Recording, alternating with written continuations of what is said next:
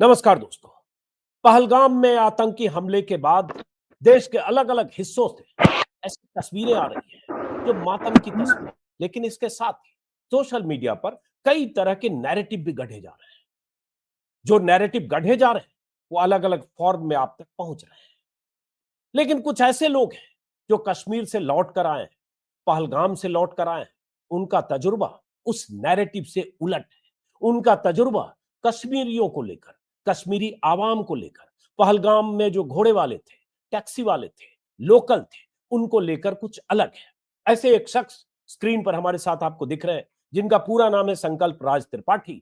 संकल्प राज त्रिपाठी को मैंने लाइन अप किया है, अभी कश्मीर में है। अब वो शायद वहां से वापसी की तैयारी कर रहे हैं। संकल्प राज त्रिपाठी ने कल पहलगाम में एक वीडियो बनाया हमले के अगले दिन, और उस वीडियो को सोशल मीडिया पर लाखों लोग देख रहे हैं। क्या कहा है संकल्प त्रिपाठी ने और क्यों संकल्प त्रिपाठी को मैंने अभी बातचीत के लिए अपने प्लेटफॉर्म पर बुलाया, उससे पहले मैं चाहता हूं संकल्प त्रिपाठी का वो वीडियो जो उन्होंने अपने मोबाइल से शूट किया, सोशल मीडिया पर वायरल है, मैं चाहता हूं संकल्प त्रिपाठी के उस वीडियो को आप पहले सुने, उस वीडियो में कही गई बातों को सुने, उसके बाद संकल्प से हम बात करें। सुनिए। तो ये वीडियो पहलगाम से बना रहा हूँ।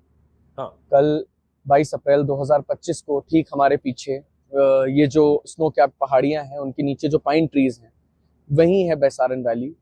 वहां पे 28 लोगों की निर्मम रूप से आतंकवादियों द्वारा हत्या कर दी गई। वो निर्दोष टूरिस्ट जो अपनों के साथ इस जगह को घूमने आए थे, उनका कोई कसूर नहीं था, उनको मार दिया गया। और कहा जाता है कि उनका धर्म पूछ के उन्हें मार दिया गया। और जब ये देखा और जब इस पे मैं लगातार न्यूज़ देख रहा हूँ कि बराबर इसी तरह से इस बारे में बात हो रही है, तो मुझे लगा कि क्योंकि हम जिंदा हैं फॉर्चुनेटली, तो मुझे लगा कि जिंदा कौमों को बात करनी चाहिए, इसलिए वीडियो बनाना बहुत ज़रूरी हो गया। कल जब यहाँ पे हमला हुआ तब हम लोग अरू वैली में थे, और जब हम लोग नीचे आ रहे थे तो करीब 4:30 बजे हमारे घर वालों के फ़ोन जब बजने शुरू हुए, जैसे ही हम नेटवर्क क्षेत्र में आए, तो हमें पता लगा कि हमारे घर वाले बहुत ज़्यादा पैनिक में रो रहे थे, बिलख रहे थे, परेशान थे। हमारे होटल से हमको फ़ोन आ रहे थे कि सर हमें आपकी बड़ी चिंता हो रही है, आप लोग कहाँ पे हैं। हम लोग होटल आ चुके थे, और उसके बाद हमने न्यूज़ देखनी शुरू की, और जैसे जैसे इवेंट्स अनफोल्ड हुए तो हमें समझ में आया कि घर वाले क्यों इतने परेशान थे।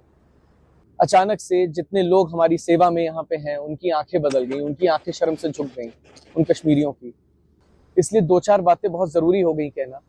सबसे पहले ये कि जो 28 लोग वहाँ पे मार दिए गए, जिनके परिवार उजड़ गए, उनके लिए किसी भी हद तक अगर संवेदना व्यक्त की जाए ना, वो पूरी नहीं हो सकती, क्योंकि वो लॉस इररिपेरेबल है। वो यहाँ पे क्या करने आए थे? वो जिंदगी का आनंद लेने आए थे। जिंदगी ही नहीं रही, परिवार उजड़ गए। और दूसरी तरफ एट द सेम टाइम ये रियलाइज हुआ कि जो कश्मीरी लोग हैं, जिनके सिर माथे जिन्होंने हमको अपने लगाया था, उनके परिवार कैसे उजड़ गए। जब देखना शुरू किया कि लगातार बात हिंदू मुसलमान की हो रही है, तो ये कहना जरूरी हो जाता है कि जब एक हमला हुआ तो इमीडिएट रिलीफ जहाँ पे ये हमला हुआ वहां पे या तो पैरों से जाया जा सकता है, घोड़े से जाया जा सकता है। जब हमला चल रहा था उस समय जो लोग बचाए गए, उन्हें उन्हीं लोगों ने बचाया जिनको आप हिंदू मुसलमान में बांट रहे हैं। वो घोड़े वाले, जिनका धर्म ऑब्वियसली सबको पता है, उन्होंने अपने घोड़े पे बिठा बिठा के लोगों को नीचे तक लाए, रेस्क्यू किया, आर्मी के पास तक पहुंचाया। आर्मी को पहुंचने में जितना समय लगा, अभी हमारे ऊपर से हर 5 से 10 मिनट में हेलीकॉप्टर निकल रहे हैं। हम लोग लगातार कल से हेलीकॉप्टर की आवाजाही देख रहे हैं। मैं सही बताता हूं आपको कि इस नदी की आवाज के बीच में वो हेलीकॉप्टर की आवाज ने हमको रात भर सोने नहीं दिया। ये सन्नाटा हॉन्टिंग था। तो फियर रियल है, ऐसा नहीं है कि डर नहीं लगता, डर है। उसके बावजूद ये कहना चाहता हूं कि क्योंकि हम यहाँ हैं और खुशकिस्मती से आप सबके बीच में हैं, और जब तक ये वीडियो आएगा हम लोग अपने घर पे होंगे, ये बताना बहुत जरूरी है कि जब संवेदना उन परिवारों के साथ है जो उजड़ गए, जिनके परिवार के लोग मार दिए गए, तो संवेदना उन कश्मीरियों के साथ भी होनी चाहिए जिनको आतंकवाद से कोई लेना देना नहीं। तो आपने सुना संकल्प त्रिपाठी की आवाज उस वीडियो में जो पहलगाम से उन्होंने बनाई। पहले तो आपका स्वागत है संकल्प। पहला सवाल तो ये कि आप पहलगाम घूमने गए, लेकिन आपको ऐसा वीडियो बनाने की जरूरत क्यों पड़ी? पहला सवाल ये, और उसके बाद बाकी चीज, जिसमें आप कह रहे हैं कि कश्मीरियों की आंखें शर्म से झुक गई, लोग हिंदू मुसलमान जी कर रहे हैं, ये वीडियो के जरिए ये कहने की जरूरत क्यों पड़ी आपको? सर दरअसल जब हम पहलगाम आए 21 तारीख को शाम को, हम 22 तारीख को हम पहले वहीं जाने वाले थे जहाँ पे ये आतंकी हमला हुआ। लेकिन कुछ ऐसा रहा, आप संयोग समझ लीजिए कि हमारा मन बन गया कि हम वहाँ नहीं, हम पहले बाकी एबीसी वैली जिसको कहा जाता है वहाँ जाएंगे। हम अरू वैली से वापस आ रहे थे, शाम का कुछ 4:30 बजा हुआ था। तो हमने हाँ। टावर देखा और जैसे ही मैंने अपनी वाइफ को बोला कि नेटवर्क आने लगेगा, वैसे ही हमारे फोन एकाएक बजने लगे। मेरा फोन, मेरी वाइफ का फोन, हम लोग के हमारे ड्राइवर का फोन। और इतनी देर में कि हम कुछ समझ पाते, हम एक एक छोटे से ट्रैफिक जैम के करीब आ गए। और वहां पे हमारी मदर और हमारी हम लोग के पेरेंट्स सब बिलख रहे थे, रो रहे थे, लोग बड़े परेशान थे कि हम कहाँ हैं, क्योंकि हम करीब 1.5 घंटे से we were out of network. फिर तभी हमारे ड्राइवर ने कुछ बोला और उसने बोला कि नहीं सर कुछ तो हुआ है। और तभी उसने एक डिटूर लिया और उसने हमें हमारे होटल में उठा दिया, मतलब छोड़ दिया। एंड वहां पे उसने मुझसे पैसे लेने से मना करने लगा, कि वो पैसे नहीं ले सकता। तो मैंने उनको बड़ा गुजारिश करके पैसे दिए। फिर जब मैं सर अंदर आया, जो आपकी सवाल का जवाब है, जब मैं अंदर आया तो मुझे वहां पे सारे लोग के हाव भाव एकदम बदले हुए लगे। एक और फॉरनर लेडी थी, वो गाड़ी में खड़ी होकर रो रही थी। तो हम लोग जब कमरे में गए तब तक हम लोग को नहीं पता था कि हम कितनी दूर हैं उस जगह से। अम, जब हमने इवेंट्स अनफोल्ड होते हुए देखे और जैसे जैसे न्यूज पढ़ते देखते रहे, वैसे हमको पता लगा कि इसकी सीमा कितनी ज्यादा थी, कितना ही बड़ा ये अटैक था। और हमको एकदम से एहसास हुआ कि शायद हमारी गोली किसी और के सीने में लग गई या किसी और के सर में लग गई। तो उस समय पहले तो सबसे पहले जो भगवान को आदमी शुक्र अदा करता है कि हम जिंदा हैं। उसके बाद से जैसे जैसे न्यूज चलती गई, शाम का 8 बजा, 9 बजा, 10 बजा, 11 बजा, और हम न्यूज देखने से कतरा गए थे। लेकिन उसके बाद फिर वही हिंदू मुसलमान की चीजें होने लगी। और सुबह होते होते जब मैं अपने स्टाफ से बात कर रहा था होटल में, उनका एक ही कहना था कि सर हमारा कुछ कर गया, अब यहाँ कोई नहीं आएगा। और इस बात को सुन के मैं बड़ा उदास हो गया कि मैं तो इन्हीं लोगों को जानता हूँ ना, मैं तो इन्हीं के बीच में आया था। जो ड्राइवर थे, जो होटल के स्टाफ थे, ये लोग थे जो मुझे मेहमान नवाजी दे रहे थे, मेरा पूरा ख्याल रख रहे थे। हमें कमरा अच्छा नहीं लगा तो उन्होंने कमरा भी बदल दिया। हम एक कॉल पे उनको सब जैसे हर जगह होता है। लेकिन सर कुछ एक अलग सी एक एक भाव था उनका कि मेहमान नवाजी हम जिस तरह से कश्मीर को बाहर से देखते हैं और जब बाहर देखते हैं फर्क है। तो मुझे लगा कि अगर हम ऐसे समय में इनको आइसोलेट कर देंगे तो हम वापस का हक नहीं रखते इनके पास। क्योंकि जब मैंने न्यूज में सबके नाम देखे और बहुत ही ज्यादा मुझे, हम लोग मतलब हम सो नहीं पाए एक रात, कल भी हम रात नहीं सो पाए। और हम लोग को यही लग रहा था कि आखिर ऐसा क्या हमारा किस्मत थी कि हम आज आपके सामने सब बैठे। लेकिन जब मैंने सारे नाम देखे, उसमें एक नाम मैंने और देखा जो उस घोड़े वाले का नाम था। फिर मैंने कुछ विजुअल्स देखे जहां पे लोग अपनी सैयद स्पीड में आदिल लोगों को हुसैन लेके शाह। भागे जा रहे थे। और मैंने अपनी वाइफ, जी, और मैंने अपनी वाइफ से बोला, मैंने कहा कि यार जब भी कभी भगदड़ मचती है, हमने इतनी भगदड़ें सुनी है, लोग एक दूसरे के ऊपर से चले जाते हैं, अपनी पीठ पर लाद के कौन भागता है। ये अपने आप में बड़ी खास बात लगी। और तब मुझे लगा सर कि मुझे कम से कम इस देश का जो फैब्रिक है, जिसमें हम बड़े हुए हैं, जिसमें हमने पढ़ाई की है, जिसमें हमें जीना है मरना है, वहां के लिए कम से कम इतनी तो मैं बात कहूं कि आप इस कश्मीरियत को बदनाम ना करें जस्ट बिकॉज कि कोई आतंकी, एक दो कायर जो है, उनके जो मोटिव्स हैं, जो भी उनका है, वो आके बेगुनाह लोगों के ऊपर गोलियां बरसा के चले गए। चाहे वो शुभम हो या फिर वो कोई और हो, वो कोई भी हो, चाहे वो सैयद आदिल हुसैन शाह हो, सर सबका नाम एक ही ब्रेथ में लिया जाना चाहिए। ये बहुत जरूरी है। तब जाके हम एक का एक उसका मैसेज दे पाएंगे अपने देश को। और तब हम हक रखते हैं कि हम इस जिस जगह को हम जन्नत बोलते हैं, उसके लिए हमारा नजरिया और नजर वैसी ही रहे जैसी हम हमेशा रखना चाहते हैं। बहुत अहम बात आपने कही। वो तस्वीर हमने देखी कि एक शख्स किसी सैलानी को पीठ पर लेकर जा रहा है, स्क्रीन पर दिखाइएगा। ऐसी बहुत सारी तस्वीरें वायरल हो रही हैं, इसमें भी एक तस्वीर है जो स्क्रीन पर है। और आपने जो एहसास किया आप वो ही बोल रहे हैं, और सही बात है सोशल फैब्रिक की। और आतंकियों के, उन दरिंदों के इरादे जो भी थे, क्योंकि उन्हें नाम पूछकर, मजहब पूछकर मारा, ऐसी खबरें लगातार आ रही हैं। जिनके पति की हत्या हुई, चाहे शुभम की पत्नी हो, चाहे पल्लवी हो जिनके पति मंजुनाथ की हत्या हुई, चाहे वो हिमांशी जो करनाल से गई थी उनके पति की हत्या हुई, जो लेफ्टिनेंट थे नेवी में, उन सब ने ये सब बात कहा है कि उनका नाम पूछकर मारा, मतलब चिन्हित करके टारगेटेड अटैक किया। एक पहलू वो, लेकिन आप जो ये दूसरा पहलू बता रहे हैं कि उनको आइसोलेट नहीं किया जा सकता इस आधार पर कि कश्मीरी भी मुस्लिम है और वो आतंकी भी मुस्लिम है। आतंकियों के किए की सजा कश्मीरियों को, मुसलमानों को, वहां घोड़ा की सवारी कराने वालों को, टैक्सी वालों को ना मिले। मेरे ख्याल से आपके कहने का आशय यही है। जी सर, बिल्कुल। और जब आपने नाम की बात करी, सर मेरा नाम क्या है वो ऊपर लिखा हुआ है, और अगर मैं वहां होता तो शायद मेरा नाम सुन के भी मेरा हश्र वही होता जो बाकी सबका हुआ, जो शुभम का हुआ, जो जो यतिन का हुआ। सर लेकिन और मुझे इसलिए जरूरी लगा क्योंकि मेरे नाम के साथ मुझे लगा कि ये बहुत जरूरी है कि मैं उन सारे नामों को अपने साथ जोड़ूं, क्योंकि मैं वहां नहीं था। मैं खुशकिस्मती से आज यहाँ आपके बीच में बैठा हुआ हूँ। तो मेरा नाम अगर इतना इम्पोर्टेंट है उन आतंकियों के लिए कि वो नाम पूछ के गोली चलाते हैं, तो मुझे लगा कि मेरे नाम की इतनी वैल्यू तो है कि मैं इस एकता की बात करूं कि आप कश्मीरियत को और आम कश्मीरियों को बर्बाद ना करें। क्योंकि सर जो आखिरी विजुअल मेरा कश्मीर का रह गया मेरी आंखों में, वो ये है कि जब मैं अपने ड्राइवर साहब से बात कर रहा था जो हमें छोड़ने आ रहे थे, वो ये बोलते बोलते उनकी आंखें नम हो गई, वो वाकई में रोने लगे। और मैं इसमें कोई अतिशयोक्ति नहीं कह रहा हूँ कि सर अब यहाँ कोई नहीं आएगा, सड़कें बहुत बंजर अहम बात कही। हाँ, अब जरा अपने बारे में बताओ, चूंकि हम पहली बार बात कर रहे हैं, आपका वीडियो देखकर किसी ढंग से आपका नंबर तलाशा और आपसे संपर्क हम कर पाए, चूंकि रवीश कुमार के वीडियो जी। में भी आपको देखा और उसके बाद नंबर मिला आपका। आप अपने बारे में बताओ कि आप क्या करते हो, कहाँ रहते हो और कैसे गए थे कश्मीर।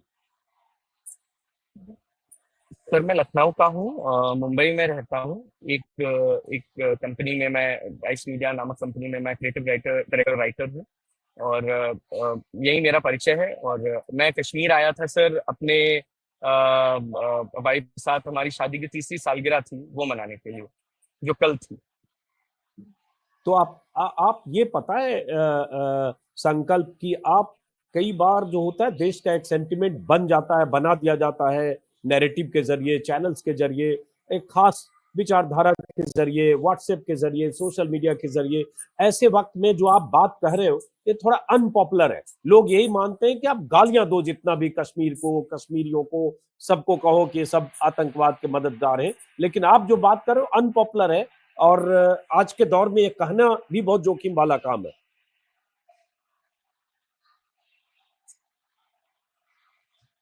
जी सर, फिर क्या है कि मैं उन आतंकवादियों को तो नहीं जानता, मैं जानता हूँ इन कश्मीरियों को जिनके साथ मैं रहा हूँ, जिनके साथ जिन्होंने मेरी मेहमान नवाजी की है।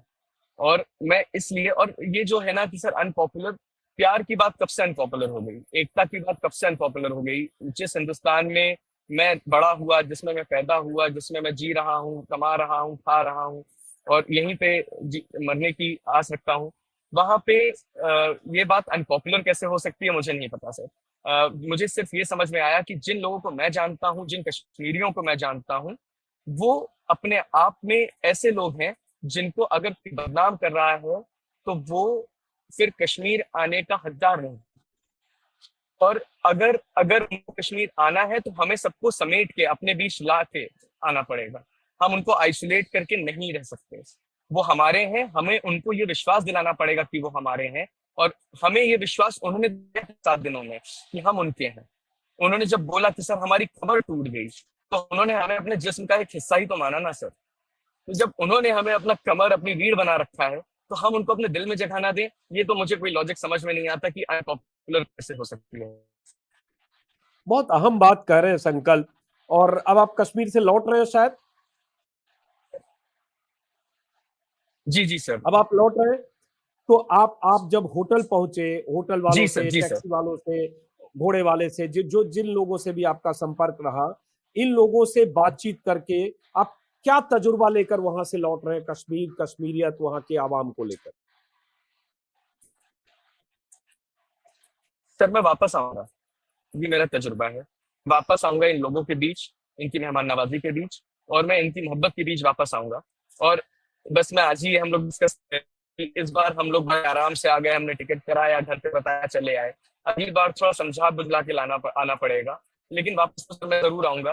क्योंकि जब भी जितने भी चेहरे जो मेरे दिमाग में, दिल में बस गए हैं, मुझे हर समय बस ये याद आता है अब कि अगले कुछ महीने या शायद साल के लिए हम उनके आखिरी, मैं और मेरे जैसे बाकी लोग हम शायद उनके आखिरी टूरिस्ट हैं। जो मेरे कैब ड्राइवर थे वो शायद कल से वापस से अपनी ट्रक चलाने पे चले जाएंगे। उन्होंने अपनी गाड़ी फाइनेंस करवाई थी। ऐसे इस तरह से अगर अगर हम लोगों की कमर तोड़ते रहे और टूटने दी तो ये आतंकियों के मंसूबे पूरे हो जाएंगे। वो यही तो चाहते हैं कि कश्मीर टूट जाए। हम नहीं टूटने देंगे सर। तो मैं कहीं से भी ऐसी बात ही नहीं कह रहा जो अनपॉपुलर हो। मैं तो यही कह रहा हूँ कि कश्मीर हमारा है, कश्मीरियत हमारी है, कश्मीर ही हमारे हैं। अनपॉपुलर इस सेंस में मैंने कहा कि यार क्या नैरेटिव चल रहा है हिंदू मुसलमान जिसका आप जिक्र कर रहे हैं, वही नैरेटिव चलाने की कोशिश हो रही है। अगर मैं भी कहूंगा आतंकवादियों को जैसे भी कुचलना है कुचलो, आतंकवादियों को जैसे भी ठिकाने लगाना है लगाओ, आतंकवादियों की तलाश जहां भी जहन्नम तक भी करके उन्हें उनके अंजाम तक पहुंचाना है पहुंचाओ, और उसके आका जो पाकिस्तान में बैठे जहां भी बैठे उसके खिलाफ जितनी सख्त कार्रवाई भारत सरकार करे, हमारी सुरक्षा बल करे, हमें उस पर भरोसा है और वो करेगी। हमारी सेना भी करेगी, सरकार भी करेगी। सवाल उठता है कि गेहूं के साथ घुन क्यों पिसे, या उन आतंकी 4-6 उन आतंकियों के जो नापाक इरादे थे उसकी सजा कश्मीरियों को, घोड़े वालों को, टैक्सी वालों को, उन लोगों को क्यों मिले? यही शायद आप भी कह रहे हैं, और यह अंदेशा उन लोगों को है। खामियाजा वो भुगतेंगे क्योंकि टूरिज्म से उनकी रोजी रोटी, उनका परिवार पलता है, और अचानक जो माहौल बनेगा टूरिज्म की कमी बहुत भयंकर आएगी, उसका खामियाजा भुगतेंगे। शायद यही आशय आपका भी है। जी सर, मेरा सिंपल यही है कहना कि अगर इंतकाम खून से ही लेना है तो उन आतंकियों के खून से लिया जाए, हमारे कश्मीरी भाई बहनों के खून से ना लिया जाए, जो अपनी रोजी रोटी चलाने के लिए पूरी तरह से टूरिज्म पे डिपेंडेंट है। तो उनको जहां से भी आखिरी ढूंढ के बात, निकालना है निकाला जाए। हाँ, हाँ, जी सर। आप जी सर। कश्मीर फिर जाएंगे जब आप, चूंकि अभी आप क्या अपना जो प्रोग्राम है कट शॉर्ट करके आ रहे हैं, या इतने ही आपका इतने ही वक्त का प्रोग्राम था कश्मीर में घूमने का? नहीं नहीं सर, मेरा प्रोग्राम पहले से जो था उसी प्रोग्राम के हिसाब से मैं चला। हमने अपना एक दिन होटल में बिताया और होटल के जो स्टाफ मेंबर्स थे उनकी पैम्परिंग में बिताया, उनकी मेहमान नवाजी में बिताया, उनकी सेफगार्डिंग में बिताया। सबसे जरूरी बात, वो रात भर मैं नीचे उतरा, जब हम लोग केक लेके सबको खिलाने के लिए नीचे उतरे, हमने देखा कि हमारे स्टाफ मेंबर्स मेन गेट पे बैठे हुए थे हमारी सुरक्षा के लिए कि सर आप एकदम चिंता मत करिए, हम हैं। तो मैं कश्मीर बिल्कुल आऊंगा सर, और मैं बार बार आऊंगा। और मैं इसलिए आऊंगा क्योंकि जो बात है कि दुनिया में कहीं जन्नत है तो यही है, तो मैं जन्नत से दूर तो नहीं रह पाऊंगा, और उसको जन्नत बनाए रखने में अगर मेरा योगदान मोहब्बत से हो सकता है तो मैं उसको देने के लिए बार बार आऊंगा सर। बहुत अहम बात कह रहे हैं आप संकल्प त्रिपाठी। एक बात और बताएं, बहुत सारे हो सकता है टूरिस्ट से भी बात हुई होगी, जिस होटल में आप ठहरे, रिसोर्ट में, जहां भी, वहां भी लोग होंगे। उस हमले के बाद उनका तजुर्बा क्या था? एक तो जिसके परिजन की हत्या हुई वहां चीख पुकार है, लेकिन ऐसे चूंकि हजारों लोग वहां थे, हत्या 28 की हुई, उनसे जुड़े लोगों के अलावा हजारों लोग थे। बहुत सारे लोग ऐसा सोच रहे होंगे हम बाल बाल बचे, जो उसी वक्त उसी मैदान में होंगे, जो किसी ढंग से बच कर आए। और सही कह रहे, घोड़े वाले, पिट्ठू वाले, जैसे भी उनको लेकर आए, रास्ता दिखाते हुए लाए, ये तमाम कहानियां आ रही हैं। तो सैलानी जो मिले होंगे वो सब क्या कह रहे थे, उनका क्या तजुर्बा रहा? सर तजुर्बा ऐसा है कि जो मैं अपने से ही जोड़ के उनको बताऊं, सबका यही था कि हम जिस नजर के साथ घुसे थे, जहां पे हम जन्नत को देख रहे थे और हम एकदम मेस्मराइज थे, अचानक से नजरिया बदल गया। एक दिन तो समझ ही नहीं आया कि इस नदी, इस पहाड़ का मैं क्या करूं। जब हमने उनकी आंखों में देखा जो उसमें बसते हैं, तब हमको समझ में आया कि यार जन्नत है यही। और वो सारे लोग उनके साथ क्योंकि हर किसी को मोहब्बत ही ना मिली ना सर। ऐसा तो है नहीं कि अगर कोई होटल में भागता हुआ वापस आया तो होटल के दरवाजे बंद मिले या कोई हाथ पकड़ने के लिए नहीं मिला। उन्होंने हाथ पकड़ा, हमको अपने जगहों पे सुरक्षित महसूस कराया। मुझे नहीं लगता, जितने भी लोग, और करीब 10-12-15 लोगों से मैंने बात करी है, सारे लोग यही कह रहे हैं कि जो भी हुआ बहुत अनफॉर्चुनेट हुआ। सबकी संवेदनाएं उन लोगों के साथ है जिनकी जाने चली गई, लेकिन उन सारे सैलानियों की, और मैं नहीं जानता कि किसकी पॉलिटिकल आइडियोलॉजी क्या होगी, लेकिन सारे सैलानियों की संवेदनाएं उन्हीं के साथ थी, कश्मीरियों के साथ थी, जो चले गए उनके साथ थी। और सर एक छोटी सी बात मैं और जोड़ना चाहूंगा इस बात में कि जब हम कश्मीर की बात करते हैं, हमेशा जब भी हम कहते हैं कि कश्मीर इतना अनस्टेबल है, जाओ ना जाओ, घूमने जाओ, कैसे जाओ, सर उसके बाद यहाँ आके जब देखते हैं ना तो बहुत अलग रंग दिखता है। क्योंकि यहाँ पे वो लोग हमें कंफर्टेबल इतना महसूस करा देते हैं कि जितनी चीजें हम खबरों में देखते हैं, जो कि सच है, हमारे आर्म्ड फोर्सेस बहुत बखूबी एकदम दिन रात एक करके आतंकवाद से लोहा ले रहे होते हैं, लड़ाई कर रहे होते हैं, हमको सेफ रख रहे होते हैं। लेकिन ये लोग हैं जो हम लोग को समावेशी बना देते हैं, तो सर वो बहुत ज़रूरी हो जाता है। चलिए, तो आप मुंबई में राइटर हैं, अब रहते आप मुंबई में ही हैं। जी सर, जी सर। तो ये जब आपका वीडियो वायरल हुआ, सोशल मीडिया पर हो रहा है, रवीश कुमार के अपने प्लेटफॉर्म पर लाखों लोगों ने, 20-25 लाख लोगों ने देखा, तो उसके बाद आपको कॉल्स आ रहे हैं? किसी ने कहा कि ये सब वीडियो बनाने की जरूरत क्या थी, क्यों ये बात कर रहे हो, ऐसा भी कहा किसी ने? सर, मैंने हमेशा सुना था कि आदमी कैसे वायरल होता है, हमेशा लोग कहते थे कि हमें पता ही नहीं लगा। लेकिन सर ये सच होता है, क्योंकि मैंने वीडियो बनाया और उसके बाद मैं अपने लोगों के बीच में जहाँ पे जिनके साथ में था उनसे बातचीत करने में उसमें मसरूफ हो गया। उसके बाद पैकिंग करनी थी, निकलना था, प्लस डर भी था। घर वाले डरे हुए थे, उस बात का डर था कि वो डरे हुए हैं, दोस्त डरे हुए हैं। तो उस सब के बीच में सर मुझे पता ही नहीं लगा। मुझे थोड़ी किसी ने मैसेजेस भेजे व्हाट्सएप पे जब मैं रास्ते में था श्रीनगर एयरपोर्ट के, कि आपका वीडियो बहुत देखा जा रहा है। तब मैंने जाके ट्विटर पे देखा और मुझे पता लगा कि उसकी क्लिप शेयर हो रही है, और सर ऐसे पता लगा। रही बात सर वायरल होने की, तो मैं आपको दिल से बोल रहा हूँ, इसकी कतई वो मतलब ये नहीं थी कि मैं, नहीं नहीं, मेरे बस मेरा ये वो था कि मंशा नहीं, लोगों तक वायरल बात पे नहीं। पहुंच जाए, मैं ये कह मोहब्बत रहा की हूँ, बात क्या पहुंच किसी जाए। ने, नहीं नहीं, मेरा कहना एक जी बहुत अच्छी बात कही, और ये कहना जरूरी है आप जैसे लोगों को। मैं ये कह रहा हूँ कि किसी ने ये नसीहत तो नहीं दी कि क्यों ये सब बोल रहे हो, ये मैं कह रहा हूँ, क्योंकि इस दौर में बहुत सारी चिंताएं भी लोगों को होती है, बहुत सारे लोग परवाह भी करते हैं कि इस दौर में वही बोलो जो पॉपुलर हो, और जो क्या बोले, बहुसंख्यक के हिसाब से मुफीद हो, जो व्हाट्सएप पर जिस तरह की चीजें चल रही है वही बोलो। इसलिए मैंने कहा, आपने बहुत संजीदगी से बहुत जरूरी बात की। सर, मैं आपको बहुसंख्यक वाले उसमें एक एग्जांपल दूं, जितने मुझे अपनी जिंदगी में बर्थडे और एनिवर्सरी के मैसेजेस नहीं आए होंगे, उससे ज्यादा मेरी चिंता करते हुए लोगों के फोन आए। मुझे पिछले 2 दिनों में पता लगा कि कितने ज्यादा लोग हैं जो मुझे प्यार करते हैं। मैं उनमें से सबको जानता हूँ, बहुत क्लोजली जानता हूँ, और मैं ये भी जानता हूँ कि इसको वोट करते होंगे, क्या उनकी आइडियोलॉजी है। सर, बहुसंख्यक समाज भी ना मोहब्बत से दूर नहीं रह पाता है, अगर वो अनपॉपुलर या पॉपुलर ओपिनियन के पीछे भी भाग रहा है। तो मोहब्बत सब में है, टटोलने की जरूरत है। आज मैं फंसा तो मेरे सारे अपने मेरे साथ जुड़ गए। ऐसे ही जब मौका आएगा तो सब सब एक ही हो जाएंगे, मेरा ये विश्वास है सर।